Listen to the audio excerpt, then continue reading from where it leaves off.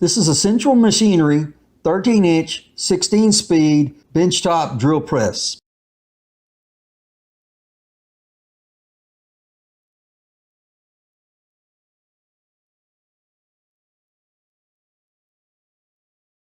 I bought it from Harbor Freight. The retail price is $279.99, but discount coupons from Harbor Freight are easy to come by. If you'll subscribe on their website, they'll email you coupons all the time. Typically, when you buy a new machine, all the metal parts are going to come with some sort of light coating of oil to prevent surface rust.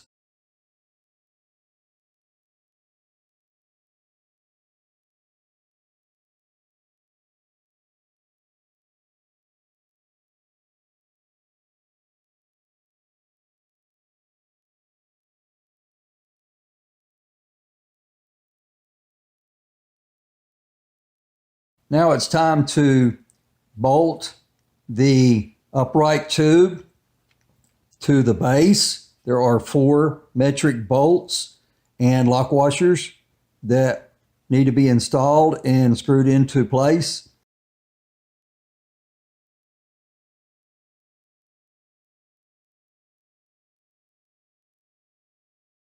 They each have a 17-millimeter head on them. Make sure you do not tighten any of the bolts down until you get all 4 of them started.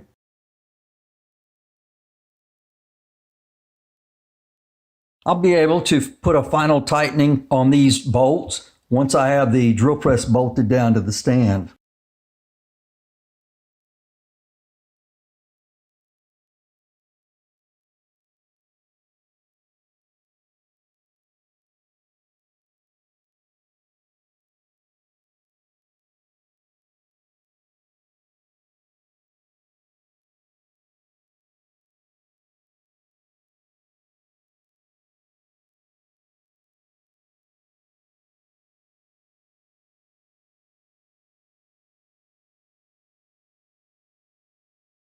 Once I had bolted the vertical tube to the base, I put the base on my workbench. Then I could reach all the parts easier. I put the rack inside of the collar that's going to go up and down on the vertical tube.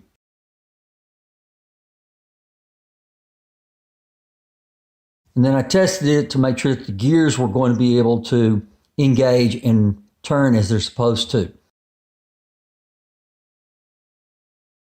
After that, I put the collar on the top of the rack to hold it in place. This rack floats and is allowed to rotate around the tube as you loosen it, and you can adjust the angle of the table that way. The rack is held in place by the ring at the top and the ring at the bottom.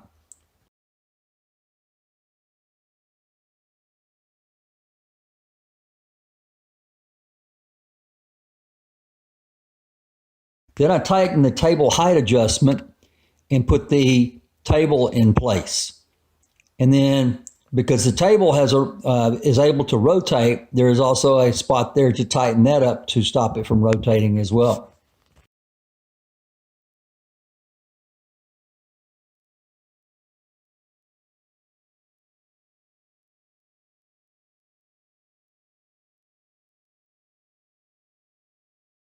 Then comes a difficult part. You have to be able to lift this head unit and put it on top of that vertical pole. It could be easier to put the head unit on top of the pole if the drill press was on the floor. But then, however, you're going to have to lift the whole drill press up to get it up on the workbench. The drill press weighs 97 pounds, and most of that weight is going to be on the top of it.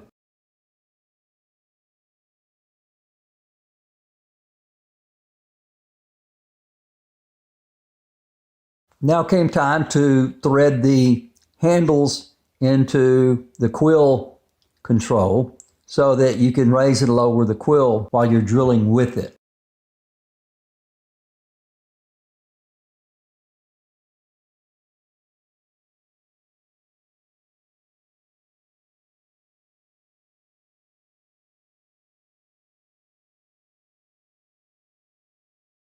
You have to make sure that you're not cross-threading these handles because that is an aluminum center section there, and those threads would be very easy to cross-thread. So you need to take your time and thread these in correctly.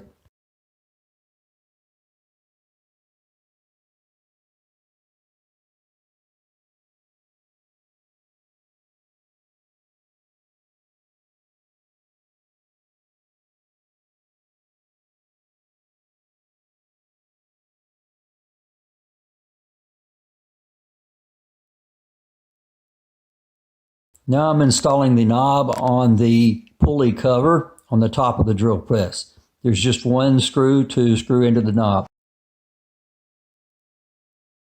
Then it came time to install the chuck. The drill chuck sits on the tapered end of the quill. You need to wipe the tapered end of the quill off, make sure it's clean, and make sure the inside of the drill chuck is clean, and push them together. Don't forget to tighten the two Allen bolts that keeps the head tight onto the vertical column.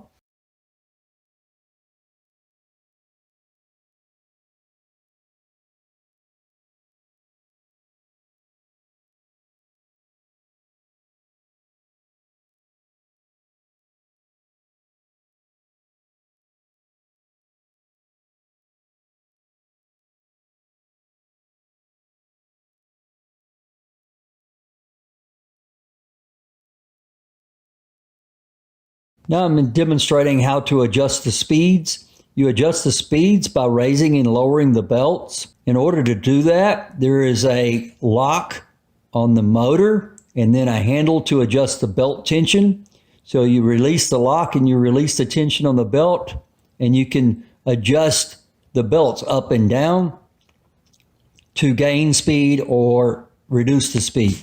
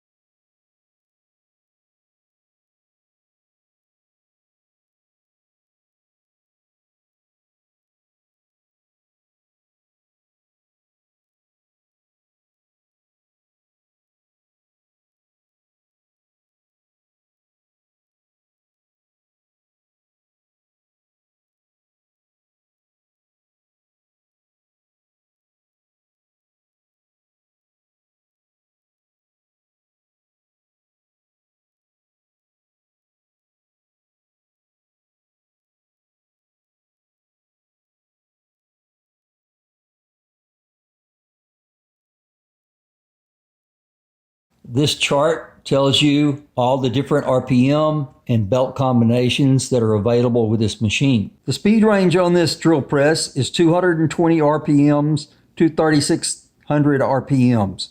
And this is 16 different speeds. The distance that the quill can travel up and down is 3 1/8 inch. It's called the stroke. The motor in it is rated at 3/4 of a horsepower.